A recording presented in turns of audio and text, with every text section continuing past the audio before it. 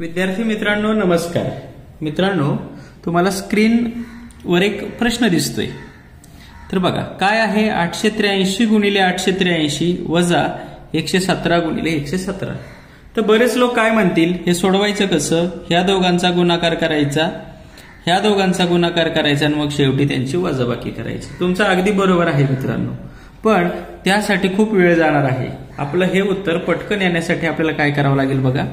तर मित्रांनो बघा 883 गुणिले 883 म्हणजे काय आला 883 चा वर्ग वजा 117 गुणिले 117 असं आहे, बरोबर की नाही।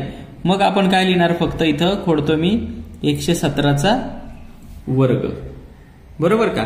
आता तुम्हाला एक सूत्र आठवलं असेल बघा, a वर्ग वजा b वर्ग बरोबर a अधिक b a वजा b। सूत्र आठवलं का, बरोबर का। म्हणजेच काय होणार 883 चा वर्ग वजा 117 चा वर्ग बरोबर। आता यातला a म्हणजे 817 883, b म्हणजे 117।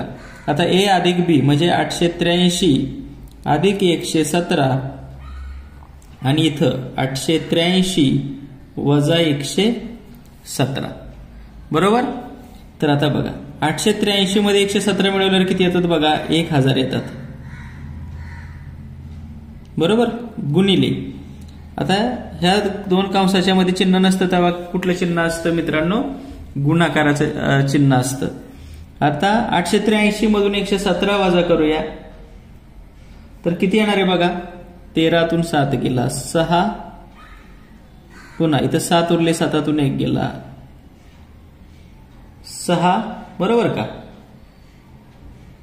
इथं 13 झाले, 13तून 7 गेला 6, इथं 7 उरला 7तून 1 गेला 6 आणि 8तून 1 गेला 7, किती उरले 766 आणि यांचा गुणाकार 766 एक्के 766 आणि शेवटी 3 शून्य तसेच येणार।